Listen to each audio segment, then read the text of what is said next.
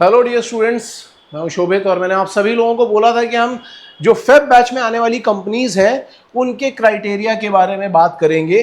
तो जो भी कंपनीज है, जो 6-7 कंपनीज मैंने आपको बताई थी, आज हम उनके क्राइटेरिया के बारे में बात करने जा रहे हैं। एक एक चीज़ को बहुत ध्यान से सुनना, और इसके बाद अगर कुछ डाउट आते हैं तो आप कमेंट सेक्शन में भी पूछ सकते हो या फिर हमारे नंबर पर कॉल कर सकते हो। नंबर आपको दिख ही रहा होगा, यहाँ पे चलता हुआ दिख जाएगा।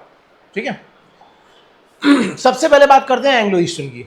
देखो, एक चीज और भी बता देता हूं कि एंग्लो ईस्टर्न का अपना खुद का कॉलेज है, AEMA, जो कि कर्जत महाराष्ट्र में, जिसके बारे में पहले ही बात कर चुका हूं मैं। यहां पे जो एज है वो एज कितनी चाहिए? एज चाहिए 17 to 25, 17 से 25 की एज चाहिए भाई। 12th में PCM में 70% होना चाहिए। ठीक है, इंप्रूवमेंट स्टूडेंट अगर आप हो तो 75% या फिर उससे ज्यादा होना चाहिए। इंग्लिश में 60% होने चाहिए 12th या फिर 10th में। वैसे ये सारी की सारी इंफॉर्मेशन हमने उनकी वेबसाइट से निकाली है, आप लोग भी जाकर के वेबसाइट पे चेक कर सकते हो। अगर कोई BSc कंप्लीटेड स्टूडेंट है तो उसके लिए क्या होगा कि जो आप BSc कर रहे हो उनमें फिजिक्स, मैथ्स, केमिस्ट्री या फिर electronics with physics, electronics with physics एक इंडिविजुअल सब्जेक्ट की तरह होना चाहिए, कम से कम किसी एक साल में। 3 साल का BSc होता है, कम से कम किसी एक साल में। और फाइनल में 65% से कम नहीं होना चाहिए, 65% या उससे ज्यादा होना चाहिए। और साथ में 12th का PCM भी 65 और उससे ज्यादा होना चाहिए। ठीक है, ध्यान से देखते जाओ, कई लोग कंफ्यूज हो जाते हैं। क्राइटेरिया में क्लियरली लिखा हुआ है कि यहां पे भी 12th में आपका 65% है और फाइनल ईयर में भी 65% होना चाहिए।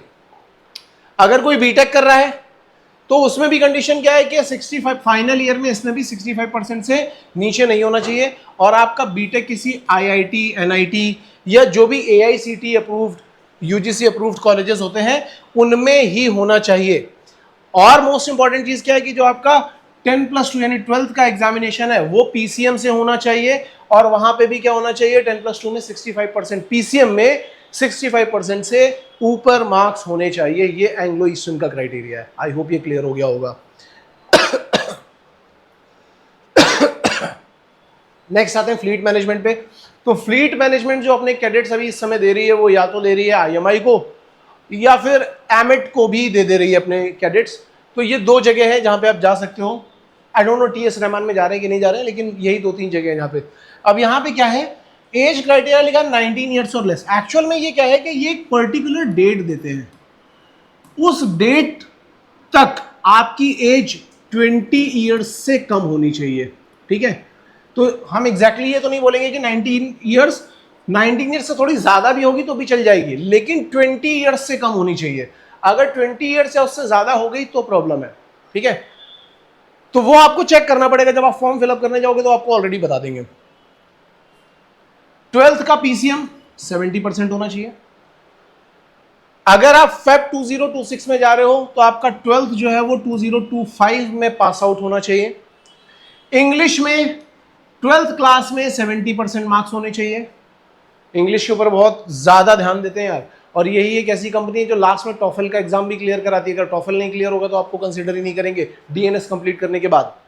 इंप्रूवमेंट स्टूडेंट यहां पे एलिजिबल नहीं है, ये देख लो, एलिजिबल नहीं है।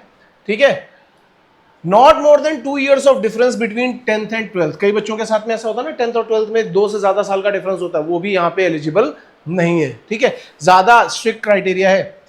NIOS बोर्ड वाले स्टूडेंट भी एलिजिबल नहीं है। और हाइट यहाँ पे मिनिमम 160 सेंटीमीटर होनी चाहिए। तो ये क्राइटेरिया हो गया फ्लीट मैनेजमेंट का। आई होप सबको क्लियर होगा ये।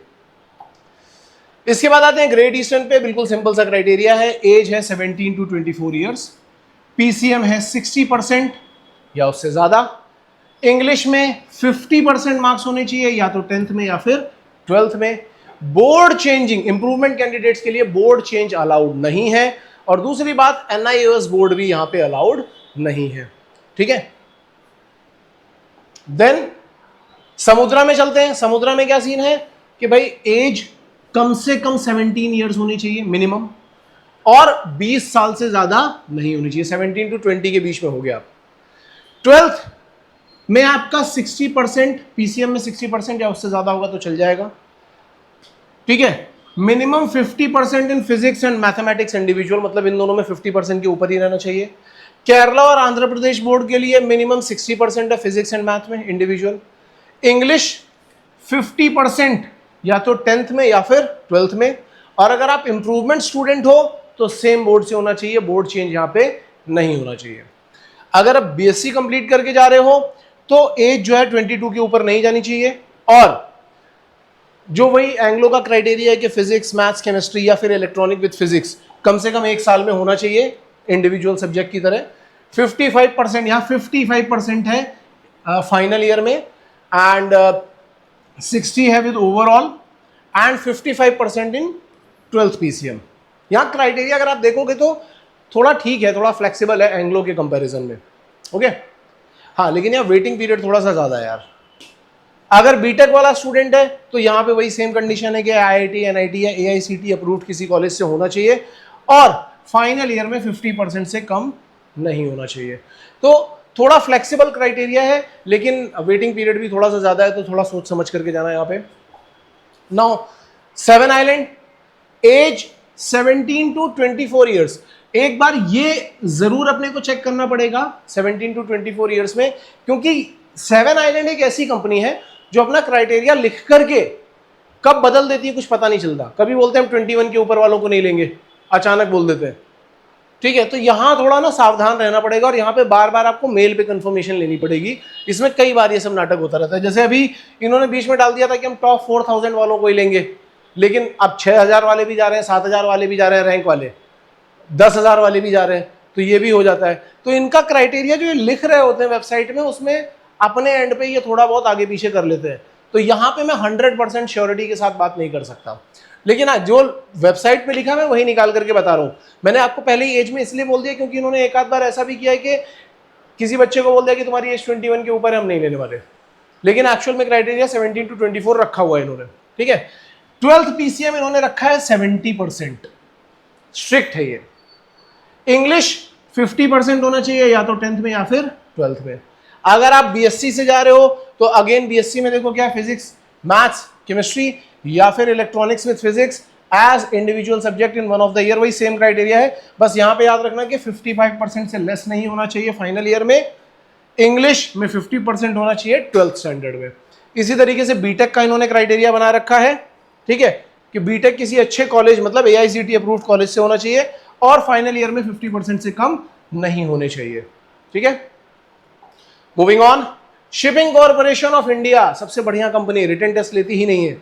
इससे पहले वाली जितनी भी हैं सारी की सारी रिटन टेस्ट लेती हैं, सबका अपना रिटन टेस्ट होगा। आगे आने वाले टाइम में मैं आपको ये भी बताऊंगा कि रिटन टेस्ट में क्या होता है और इंटरव्यू में कैसे क्वेश्चन पूछे जाते हैं, आगे आने वाले वीडियोस में वो भी बताऊंगा। पर यहां पे रिटन टेस्ट नहीं होता। एज 17 से 25, 12th पीसीएम 60, इंग्लिश 50%, मतलब पूरा आईएमयू वाला क्राइटेरिया। अगर आप बीएससी कंप्लीट करके आए हो तो वही सेम कहानी, लेकिन यहां पे भी थोड़ी फ्लेक्सिबिलिटी है 55%, और बीटेक में भी वही सेम कहानी, और यहां पे थोड़ी फ्लेक्सिबिलिटी है 50% इन द फाइनल ईयर। तो ये चीजें हमें थोड़ी सी ध्यान में रखनी है। वैसे शिपिंग कॉर्पोरेशन ऑफ इंडिया का पहले वेटिंग पीरियड बढ़ा था, अभी थोड़ा कम चल रहा है। वेटिंग पीरियड एक ऐसी चीज है जो कभी भी बढ़ जाती है और कभी भी कम हो जाती है, तो हम किसी कंपनी के लिए फिक्स नहीं बोल सकते कि 1 साल रहेगा, 6 महीने रहेगा, 9 महीने रहेगा। अच्छी से अच्छी कंपनी का वेटिंग पीरियड भी बढ़ जाता है और कम भी हो जाता है। ठीक है, वो टाइम पे डिपेंड करता है। इसमें जो मेरे दोस्त हैं जो कैप्टन है वो बोलते हैं थोड़ा साइनोसॉइडल कर्व चलता रहता है इसमें, कभी बढ़ रहा है कभी कम हो रहा है, कभी बढ़ रहा है कभी कम हो रहा है, ये सारी चीजें चलती रहती हैं। ओके, गणपत यूनिवर्सिटी, अब ये कंपनी तो नहीं है, लेकिन यहां पे लास्ट ईयर कंपनी आ गई थी। कौन कौन सी आ गई थी? एमओएल आ गई थी और स्कॉर्पियो आ गई थी अचानक से। यहां का क्राइटेरिया है 70 to 25 years, 12th PCM 60%, English 50%, either in 10th और 12th। अब इसके अलावा अगर कोई और कंपनी आ रही है, जैसे मान लो बीएसएम आ गई, अब बीएसएम अपना क्राइटेरिया बोल देती है 60%, लेकिन लेते हैं वो 80-85% वालों को, मतलब उनको अच्छा परसेंटेज चाहिए। सेम इज विद स्कॉर्पियो, कि अगर वो आ गई तो उसका अपना क्राइटेरिया होगा। लेकिन आप ये मान के चलो कि जिनका पीसीएम ज्यादा स्ट्रांग होगा उनके चांसेस अपने आप बढ़ जाते हैं। पीसीएम और आपकी जो रैंक है, ये दोनों चीजें तो बिल्कुल पहली नजर में यही मैटर करती हैं। बाद में मैटर करता है आपका इंटरव्यू। रिटन और इंटरव्यू बाद में मैटर करता है। तो मैंने लगभग सारी चीज़ें कवर अप कर दी हैं इस वीडियो में। अगर आपको कुछ और डाउट आ रहे होंगे तो कमेंट सेक्शन में जरूर डाल देना। इसके अलावा मैंने बताया था कि एक और वीडियो मैं बनाऊंगा जहां पे मैं बताऊंगा कि इनका रिटन टेस्ट का क्या पैटर्न होता है, करेंटली क्या चल रहा है, और इंटरव्यू इनका किस तरीके का होता है। इन सभी कंपनीज के लिए मैं एक बार और बताऊंगा, ठीक है। So with this information, Shobhit signing off. All the best guys.